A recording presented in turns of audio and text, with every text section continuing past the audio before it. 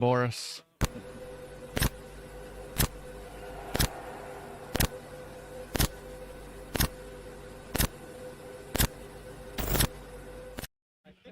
Hey, that was pretty cool. Welcome, everybody. We are on the Gashouse Gang. We're coming to you live, and some of you will be listening to us after the fact on KMOX. That's a beautiful thing as well. With Kevin Wheeler, Matt Pauley, who's at the winter meetings in Dallas. I'm Tom Ackerman here in our studios of KMOX Radio. Matt, how are things going down there? They're good. We're here in the lobby at the Hilton. Things are happening, and baseball winter meetings day number 2. Yes, Mike Claiborne, things are happening. I don't know what those things are, but yes, they are happening. They got you waiting in the lobby. Yes, lunch is happening on Claves. That's what's going on. There we go.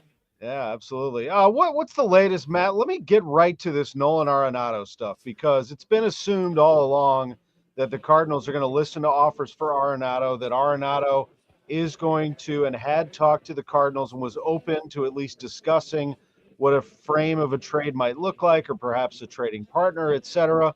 What do you understand as John Mozeliak addressed the media on the record about all of this yesterday? Yeah, it was really interesting. So we were in Mo's suite last night, and he kept getting questions kind of about what the team was going to look like next year. And he doesn't really want to sit there and talk about who's going to get traded. That's not something that he's jumping to do. But he was having a hard time, it felt like to me, answering questions about what the team was going to look like next year without addressing what he referred to as the pink elephant in the room, which was Nolan Arenado and his trade status. And look, it has been widely reported, Katie Wu, Derek Gould, others, that Nolan Arenado's on the trade market. So the idea that this has been confirmed by the Cardinals, that's not surprising. It's not breaking news, but it is notable because it is the first time that it's on the record. But I think the way it came up, this was not something that I think we went into this conversation last night. I don't think Mo went into it saying, okay, today's the day that I'm going to unveil the fact that, yes, we are looking to trade Arenado. Like last year when he said that about Tyler O'Neill, I think that was something that they were planning on saying. It just got to a point where he couldn't really answer questions honestly about what things were going to look like next year without just addressing the fact that in all likelihood there's going to be an opening at third base. I think that's well put. You know, if you might have noticed when I interviewed him on Sunday, I left Arenado's name out of it. And I did that for a reason. In fact, I said on the air why. I said, I'm going to be careful about naming names because I don't know if that's, my place to disrupt any business that's going on. I mean, could that help or hurt or whatever? I think I wanted to leave it up to him and let him decide when to go ahead, Kevin, and name a name. He did this last year with Tyler O'Neill. He went out publicly and said, we are going to look to trade Tyler O'Neill. Is there a difference between what he did last year and this year? I don't think so. I mean, it's patently obvious when you look at it. I mean, how many times have we walked through this and played that same game that Matt's describing? You can't talk about next year without acknowledging that pink elephant. You can't talk about how the 2025 Cardinals look without talking about how Arenado fits into that or how others fit in if he's here. I mean, it's inescapable. So it makes sense to just address it because everybody on the planet knows it. We've already seen it reported that the team talked to him and he's okay with the idea of looking for a new home if it's with a contender. There's no point in the secret, and everybody in the industry knows. It's not like acknowledging it in a hotel room in Dallas changes the fact that every other team already knows that Arenado's available, right? I mean, like it's not, and they know why he's available. It's not some mystery thing. This is not, you're going to keep a secret like, well, what they don't know is this guy is good, but we have a guy better who's going to take his spot. This is not a strategic thing. It's very obvious to the industry that from a financial standpoint and from a competitive standpoint, they want to do different things. So, I don't see any harm in acknowledging it. I don't think anybody was in the dark before, and you might as well just be up front. Yep, yeah. And so he did, and I think that it was appropriately done by him to get it going. And then, he also, Matt, let us in on what those conversations were like, and he went to Colorado. He visited with Arenado, and the two talked it out. What else did you learn about that conversation? Yeah, that's kind of it. That that Arenado was not requesting a trade, that it's just something that they're both looking at the situation, and they've each come to the conclusion that probably for everything that everybody wants to accomplish, it is better if Nolan Arenado's not a Cardinal. The Cardinals accomplished two things by trading Arenado. One, they open up playing time for young players, and that's directly connected to Nolan Gorman and giving him that 550 to 600 plate appearances that the team wants to give him to learn who he is. There is a financial component as well. They have not yet cut as much payroll as they would like to cut. It feels like some fans are taking that as being the most important part here. I put that secondary to what they're trying to do with the team. And then Nolan's got a finite amount of years left in his career, and he wants to be able to go play for a team that has a chance to win now. Is there a scenario where the Cardinals just don't get offered what they want for Arenado, or a team that is on Arenado's list does not get involved with this, and he's in Jupiter with the Cardinals? I think it's a very small chance, but I don't think it's an impossibility at this point. And there's not anything. Nobody's angry at each other about all this. And one other thing, to Kevin's point, and I saw this on social media last night, and I'll push back very strongly on this. And people said the same thing about Tyler O'Neill last year. It might have even been more true about O'Neill last year than what we've got going on here. No. Nolan Arenado's trade value did not just get tanked by John Mozeliak. It was tanked by his offense last year. Right. Katie Woo and Derek Gould for a long time have been reporting that he's on the market. Mo has been having conversations with other teams about Arenado. Everybody knew that he was on the market. Just because Mo decides to be open about it in a hotel suite does not change the value that they are going to get back for Arenado one iota. No. And look, teams are normally quiet about this. You guys know this. But since we're kind of explaining things to people that tend to overreact, because not everybody who's a fan overreacts, but there is the overreacting crowd, and this is an explainer, right? It's not like you finding out about things. The industry knows things before any of us do. Before it's reported by anyone, they know because they've been on the calls with the team, right? I mean, these guys all know each other. It's a small club, man. There's 30 people in this club that are heads of baseball operations, regardless of what their title is. And they talk. And it's not that hard for the industry to know things. And normally, teams keep these kinds of talks quiet out of respect for the player, so that the player doesn't have to listen to their name being out there. But when the player's on board with it, there's nothing to hide. So that's it. That's all it is. Yeah, it's not a big deal. I mean, you just let him, and he did make that statement. And he's not going to go into who they're talking to and what's on the table and what teams are involved and all that stuff, but we can. We do that. Yeah, we'll do that right now. Yankees beat writer today. The New York Yankees. Matt, what's the buzz about the Yankees and Arenado? Yeah, I always thought the Yankees have always been the team that I kind of put number one on that list. Now, once they did not get Soto, I took a step back because I think they're going to make a run at Bregman. And if they get Bregman, then I don't know if there's a spot for him. But for so many reasons, I think the Yankees make sense. They need a third baseman. They could use an upgrade defensively over there.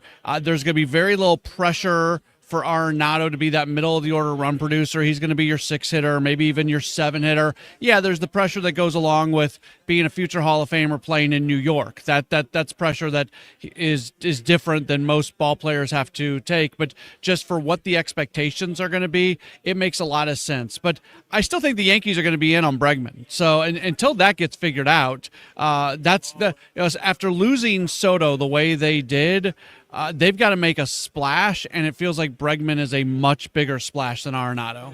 Yeah, although if I were them, I'm going Christian Walker. His offensive numbers translate better to any place in the league. He's an elite defender at first base, and then if you add Arenado to that, you now have two elite Gold Glove corners on your infield, with Volpe and Chisholm playing the middle infield. And obviously you move Judge back to right field. Dominguez plays center field. You go sign a left fielder of some note, and Stanton's your DH. You got a pretty damn good lineup. And Walker is the guy that could slide in to that middle of the order spot. Now, again, nothing against Bregman, but Bregman's going to be significantly more expensive. So why do that and tie it down to two? Go make three moves. Go get a left-handed hitting left fielder, sign Christian Walker, give him the biggest offer out there.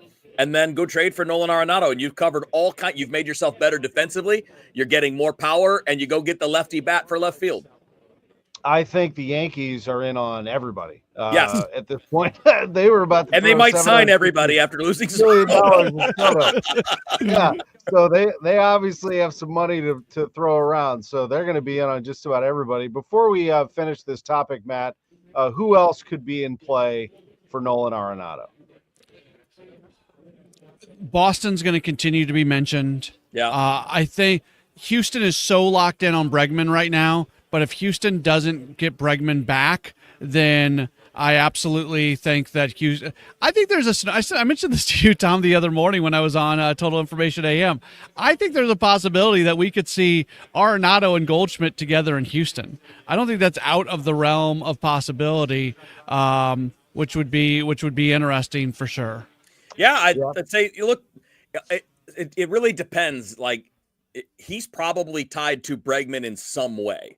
It doesn't mean he has to wait until after, because if a team says, that price on Bregman's too much, we just want Arenado. Like, that could happen, but there's no question that it's the same teams that are tied in there. And he makes, Alex Cora talked about the Red Sox yesterday. He said we have not brought it up about moving Rafael Devers off third base. That doesn't mean they won't have that conversation. It just means they haven't yet. So maybe that is not the path they want to follow, because they do have Tristan Casas at first, who has big-time power.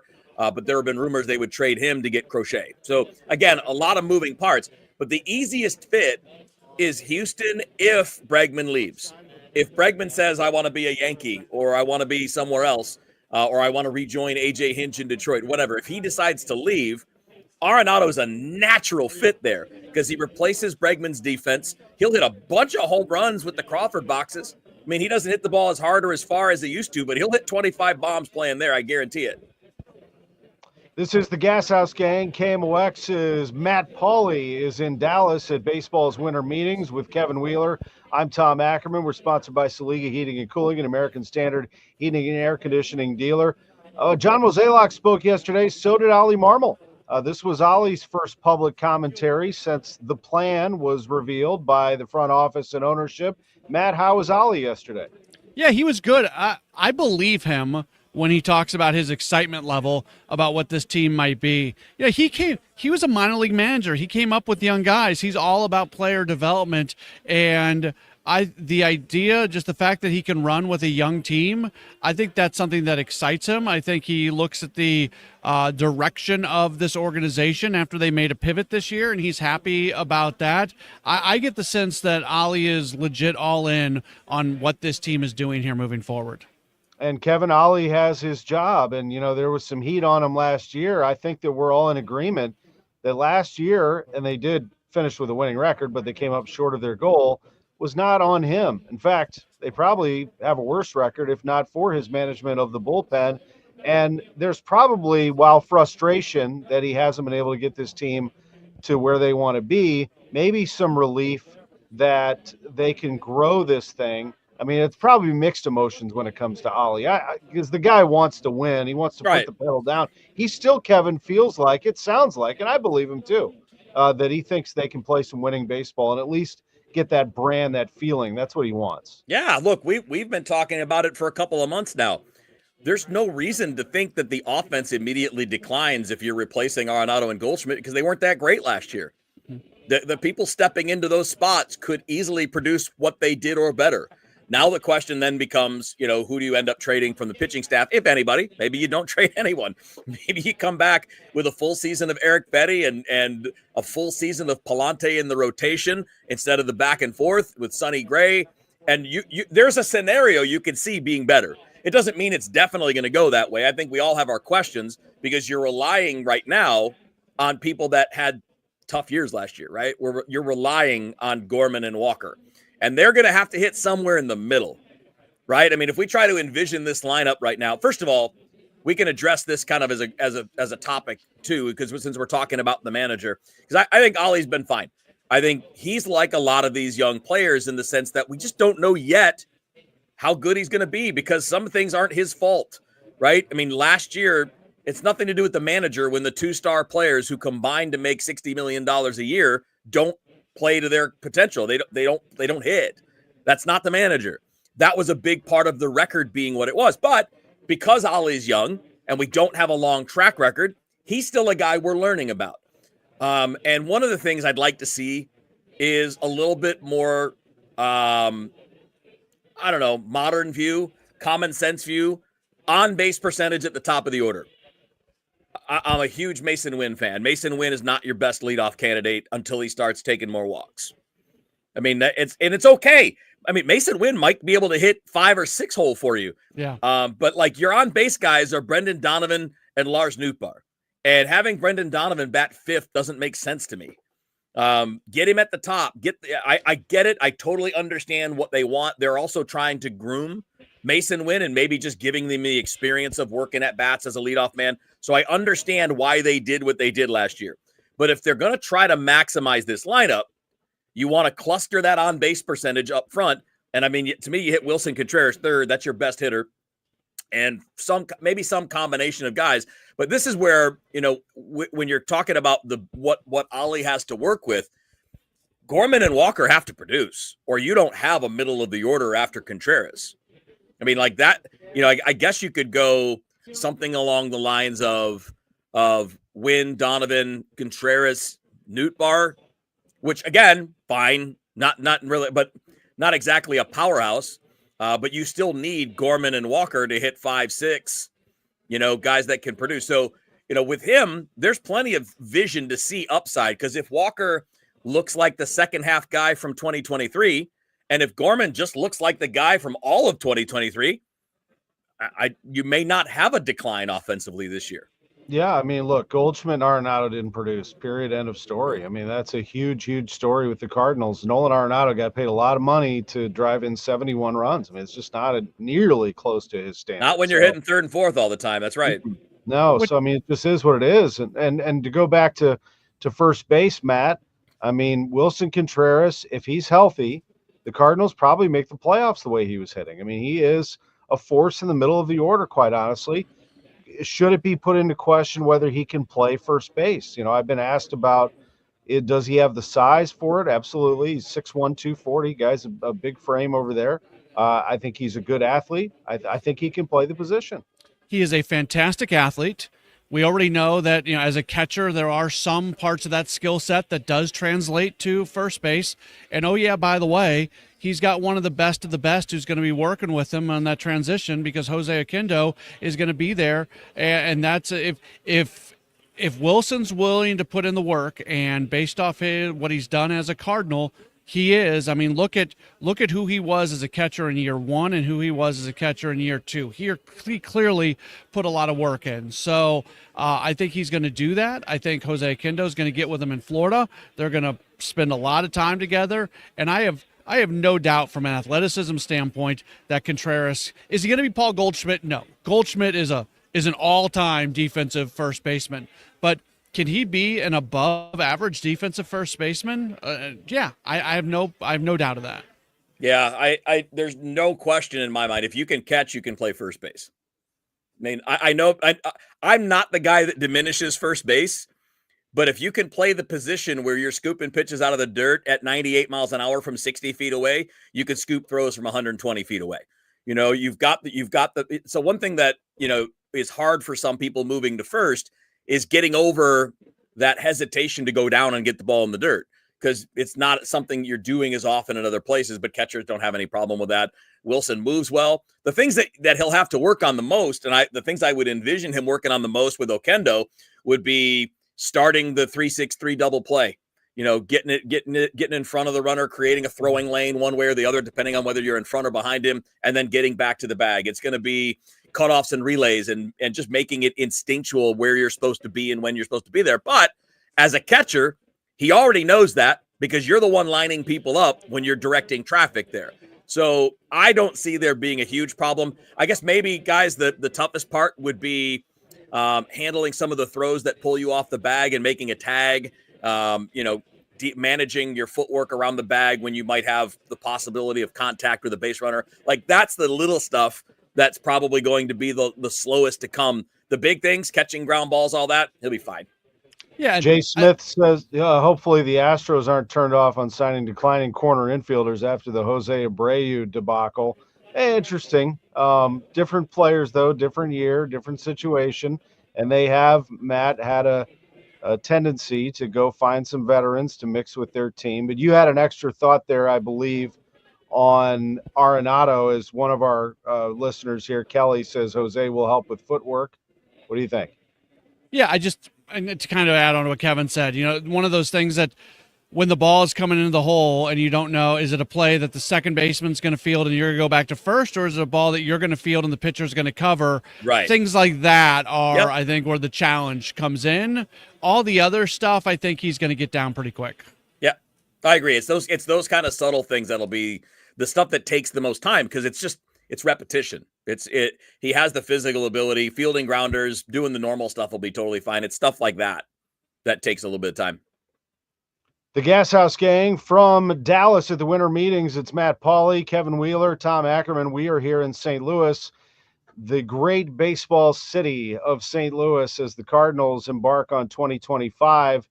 Throw KT's comment up there that this lineup strikes fear into no team. All right, fine. We'll take that challenge then. Let's go through that lineup one more time, Kevin. You had a good one there. So who's your leadoff man in 2025? Well, I mean, the hard part here is battling you want to split up the lefties for late in game situations, right? So you got that element. You want the on base near the top, but at the same time, you only have so many guys that can fit up there, and you need somebody to hit in the middle. So if we're starting off with kind of the basics, the way with these ideas, it might make the most sense to have Wynn for now in that spot, even though I don't love it. But I would love to see a guy like Donovan hit at the top in the top two. So if you go Wynn, Donovan, Contreras, Nootbaar to start, you're going right, left. Then you could slot right back in with a Jordan Walker and then a Nolan Gorman. So your top six, you're going right, left, all the way down the lineup. And actually, I probably should change this a little bit, because if I really want to do the Wheeler lineup would be Donovan and Nootbaar 1 and 2, Contreras 3. It would be Burleson in the 4 spot.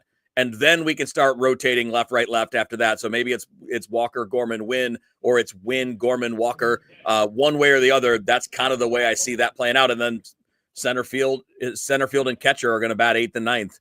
And depending on who the catcher is, Herrera probably hits a little higher. The center fielder probably bats 9th all season long. Yeah, I'm with that. I like that one a little bit better than your first one. I think that Nootbaar in the 4 doesn't scare me right now if I'm an opposing and team. I'd rather have him up top. He's a 360, 370 on base guy. Mm-hmm. Matt, do you like that? Burley's more of a contact drive-in runs guy. My starting catcher on opening day is probably Pies, I would think. It's a tough call. But I don't know. I don't know. I mean, Herrera is the better hitter and makes the lineup better. Yeah. Look, if Herrera's in there, I probably move him up a little bit. That guy can be a legit run-producing guy. And you're going to DH him sometimes when he's not playing. There's still a glom of guys like that. That's trying to get Alec Burleson into the lineup. Even if Arenado's gone, trying to get all these pieces in, because if Herrera's on this team, man, I want him batting a lot, whether he's catching, whether he's DHing, whatever it might be. He's not somebody that you want to sit on the bench. So I like Kevin's lineup. I might find a way to move Herrera up a little bit more. Totally fair. I mean, like that. Yeah. It's all about trying to figure out on a day-to-day basis what's going to matter. Like if you tell me, all right, who's pitching against the Cardinals on opening day, that's going to have a lot to do with who bats where, right? I mean, if you get into May, June, July, who's catching? I don't know. What does my team need? Am I struggling to score? If I'm struggling to score, then it's Herrera. If I'm scoring a lot of runs and I want to go defense, well, then it's Pius. And I have a feeling those guys are going to be split pretty close to 50-50 as to who catches the most, maybe with a slight edge to Pius because they seem to like his defense better. But Herrera's going to get DH at bats. So I would bet that he gets more at bats than Pius, even if he catches less. And throw KT's extra comment back up there about power, because I do have concerns about this, but I have a second thought about it. Yeah. Who's going to hit 25 plus home runs? The only one in my book that can do that is Gorman. He can hit 30. He's going to strike out a ton if he does that. but he's going to hit 30, I think, if he's playing all the time. They're just going to go out. But I don't know, Matt. I mean, do you have to have a 30 home run hitter in your lineup, or can you have a lot of guys that hit 15 to 25? I think Contreras can hit 25 if he's I in think there every day and he's healthy. Yeah, if He he's can, playing he first can. base and he's not sitting 2 games a week because he's resting as a catcher, Contreras will hit 25 to 30 for sure. Yeah. So Contreras and Gorman, Walker could be in that low 20s, I think, if it goes. Again, this is best case scenario. But this is what they're building this team based upon. Either it's going to be a best case scenario, or you're going to learn who these guys are, and they're not going to be with the Cardinals beyond this season. So let's talk about it from a best case scenario standpoint, and that's Gorman being that 30 to 35 home run guy. That's Walker being a run producer who's starting to lift the ball off the bat, and that's there's been a lot of talk about Brant Brown, the Cardinals' new hitting coach, and what he's already doing. Mo yesterday mentioned the fact that he's already seen video of a lot of these hitters that Brown has gone and worked with, and the video looks good so far. Now, video is just that. It's video. It's not a competitive environment. What are you going to do when it's 8 o'clock at night and it's the 5th inning and you've got a 2-out situation with a runner on at third? Like, it's different. I get it. But there's no reason not to look at this from a best case scenario situation right now. And I think you can look at Walker and Gorman and what they can potentially be. I like how Ollie calls him Brownie. And for that matter, he called Surfolio Surf. I mean, like these guys. I met him, by the way, yesterday. I met Rob Nice. Surfolio yesterday. Really impressive guy. I asked him if he could do an interview. He said he's going to check. So, we're those are the type of people that we really, really, really want to hear from. But it was good to chat off the record with Rob Surfolio for a few minutes yesterday. That's awesome. Yeah, that's totally awesome. And I'm looking forward to hearing more from him and meeting him too. The thing we have to get through on this lineup stuff, guys, is there. Yeah, we can talk best or worst case scenario, but this year is about playing that out. Mm-hmm. That's the whole point of what they're doing, is to figure out how it all fits together. That is the entire point. So you're not going to have these answers on opening day. You are not. Because, I mean, look, as we're going through this lineup spot, maybe Walker hits 5th or 6th. Maybe he hits 8th. We have no idea yet. I mean, it all depends on how he hits. And, obviously there's going to be some tweaks when it comes to lefty-righty matchups too. I would imagine that, we had a question earlier, which of the lefties bats against lefties? Well, Donovan does. He doesn't have any negative splits against lefties, so that's not a big issue. Nootbaar's been fine against lefties too. That's where Gorman's got to prove himself. And the only way he's going to prove himself is if you give him the chance to do it. But I will say at some point, if he's not doing it, you got to give someone else the chance. And we got to squeeze Thomas Sajacy into this mix too. Thomas Sajacy's not going to sit. He's not going to be Brandon Crawford. If he's going to be here next year, and I say if only because they could decide to have him in the minor leagues at the beginning to get at bats and then bring him up. I doubt that, but I think that he's not going to just sit. He's going to get 300-400 at bats, which means he's going to sub in for Win at shortstop from time to time, and he's going to play second base. He's going to play probably against almost all lefties in that scenario, but I think you got to get him time against righties too. So, this is that I understand the questions, and they're not invalid questions. There are a lot of things we have to sort out about this lineup. There's not a lot of certainty, but that is why they're setting this year up the way that they are, to find those things out. And then next year, all right, Gorman's this, Walker's this. Do we need to change? Do we need to trade? Where's JJ Weatherholt? How big of a year does he have in his first pro year? Like, this year is all about finding things out. I agree. One last thing on this, and this is a non, on the field type thing, but Wilson Contreras telling them that he wants to be part of this, I think is really important. I mean, this guy is a winner. He's won the World Series. He's a big booming personality that they absolutely need. And Matt, I think he is in a lot of ways the face of the team. If Arenado and Goldie and some of these people are gone, I think Contreras is their leader. I really do. And I think that Ollie is on board with him. I think whatever happened a couple years ago is way in the past. And it's time to get moving here with Contreras leading these guys. Yeah, I don't have a problem. Somebody asked about this on Twitter yesterday. I don't have a problem with the leadership. You know, the narrative 12 months ago was, oh, they need more veteran guys. They need more leadership in the clubhouse. And that's what led to Gray and Gibson in addition to Carpenter and Crawford, yeah. Yeah, but I like the group of veterans that they have that I think are going to be in that leadership role. I think Contreras has a very unique personality. Brendan Donovan has emerged into a leadership position. Sonny Gray is someone who will definitely do his own type of leadership. I saw some things last year in the clubhouse with him working with younger guys that I thought was interesting. So, like, give credit. In fact, Ollie's talked about this yesterday. He said, you know, some of these young pitchers, like I think he mentioned Matthew Liberatore and mentioned somebody else specifically, I forget who, but talked about the impact that they experienced by being in a clubhouse with a Lance Lynn and with a Kyle Gibson. So there were positive benefits to that last year. I'm not being dismissive of that, but now that has happened, it's time to move on and go ahead and let other guys move into those leadership roles. Yeah, guys, Tom, you nailed it. This is Contreras' team. At least from the position player side, because as all of us have been around, you know that pitchers and hitters, it's not that they're not friends, but like they're not always together, right? There tends to be a little bit different. There's leadership on the pitching side. There's leadership on the offense side. This is Contreras' team.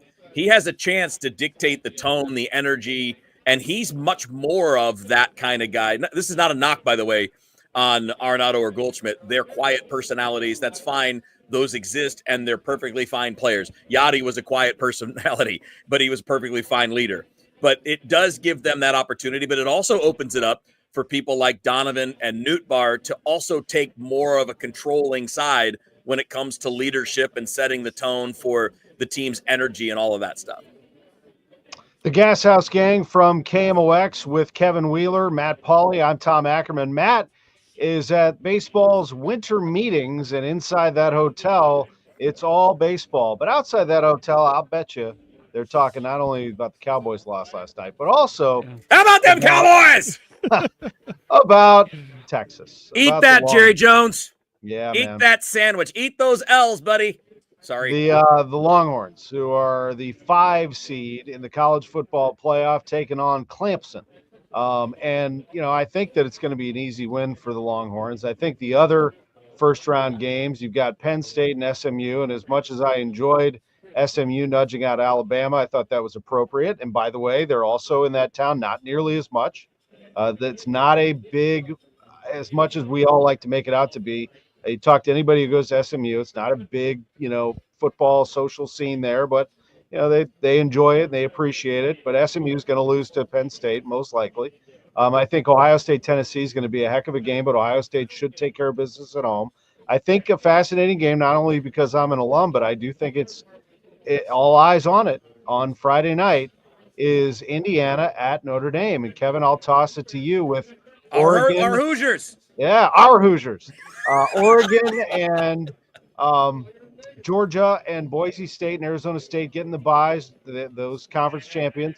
It does make for an intriguing first-round matchup there between Indiana and Notre Dame. Notre Dame couldn't get a bye. They weren't allowed. Good. So now here they are. What do you think? Good. Join with the crowd, or you can just, you know, suck it up and play in the first round every year if you make it. I mean, like you stop with the double standard. Oh, we want all of our money and special treatment too. Now join the group. Join the group where you can sit out and you can show up and play. And by the way, I got the Hoosiers winning straight up. Forget the point spread. I think I'm not just trash talking Notre Dame. I honestly believe that. I think Indiana's going to beat them. I think they're going to beat them in front of Touchdown Jesus in South Bend, Indiana, because of how they play, and because I'm not sold on either of them as a championship contender. I'm not sold on Notre Dame's quarterback play. And I know Riley Leonard's a tremendous athlete. He's got a lot of game experience. I'm not sure he's a great passer, and I think Indiana's going to find a way to make him a passer more than an athlete. And I'm going to go Hoosiers straight up on the upset. And not just because they're going to be my Hoosiers now, because I'm jumping on the Tom Ackerman bandwagon, but because I honestly, for football reasons, think that that's going to play out that way. I'm fascinated by the 12-team setup. I know that this first version of it is not going to be the perfect version of it. They got to change some things. They got to the top 4 seeds that get byes need to be the top 4 teams not just conference champions. I know they're trying to create or maintain the value of the conference championship games, but it's pointless here, man, because it leads to Oregon having a tougher path than the 2 and the 3 seed when they're the 1 seed. The 1 seed should have the best path. You've earned that. That number 1 seed needs to mean something. That means more than whether or not your conference champ gets an automatic bye. So maybe they make some tweaks like that. But guys, I'm just happy we're having these conversations about 12 teams who all have a chance to prove it on the field rather than it being 2 or 4 teams where there just isn't the opportunity for teams like Boise, Arizona State, Indiana to have a chance at any point in college football's history. Yeah, Matt, it's going to be a fun weekend. Yeah, if it's a true bracket, they need to just seed it 1 through 12 of the 12 teams that are in there. If you're I don't like what I'm about to say, but it's better than what they have right now. If you're hell-bent on only conference champions getting the first round bye, well, then you still seed 1 through 12. Top 4 conference champions get the bye, so maybe a 5 seed gets a bye, a 6 seed gets a bye, and then you reseed going into the second round. So at least from that point forward, it becomes a straight bracket. You cannot do what you're doing right now the way it is. But the obvious answer is just seed 1 through 12, top 4 seeds get the byes. Yep, it'll be fun. I'll say from Indiana, and I appreciate that, Kevin. I think that the surprising thing about Indiana in the Ohio State game was how they broke down in terms of discipline. They've been so good, so fundamentally sound all year. They're fast, they hit hard, but they don't make mistakes. And they made 2 special teams blunders. One where the punter had the ball go off of his face. Yep. The other one, the punter kicked to the wrong side. They were supposed to kick to the other side. Ohio State returned it for a touchdown and blew through. They still got to bring him to the ground, but they blew through the coverage and scored. And then, the noise got to Indiana to the point where Ohio State figured out their silent count. So they were up in the backfield in a blink. It was just a kind of a mental and disciplinary breakdown. Physically, I think they can stand with Notre Dame and most teams. So it should be a really good football game without a doubt. Our final minute, let me toss it back to Matt and give us the breakdown. What you got for the coverage from the baseball winter meetings today? Yeah, so we'll do Sports Open Line tonight from 6 o'clock to 8 o'clock. We'll meet with John Mozeliak again this evening at about 5:15. So coming out of that, I'll be on Sports Open Line. So any late-breaking news that might come from, I'm sure there's going to be a lot of follow-ups to what was said yesterday. There was a lot said yesterday. So that's going to be the main thing. We had a lot to talk about coming off Mo's comments yesterday. Hopefully we've got a lot to talk about this evening as well. And Kevin has the DGS, and there's the merch. Give me some merch. Yeah. Drew it's not in yet. Not in yet, but it's coming. It's coming. That is nice. And there's the Cardinals victory blue version of it too. That is nice. Nice. It's a great logo. Yeah. So thanks for asking. We appreciate that. And it's coming. I don't know if it'll be in time for Christmas. It doesn't sound like it, but that's okay. We'll celebrate the new year. Yeah. How about it in time for the baseball season, or in time for winter warm up or the caravan or whatnot? Perfect. Absolutely. Guys, thank you. Appreciate you very much. Thanks for being with us. We're sponsored by Saliga Heating and Cooling, an American Standard heating and air conditioning dealer. Matt Pauley will be with me tomorrow. Maybe we can try to snag a guest up there. Maybe Surf will get the approval to join us. Who knows? Maybe that guy Claves. Maybe that guy Claves running around behind you can sit. I do. I like him. We can grab him too, but we'll talk about that off air. Appreciate you all very much. Thank you, David. This has been the Gashouse Gang from KMOX.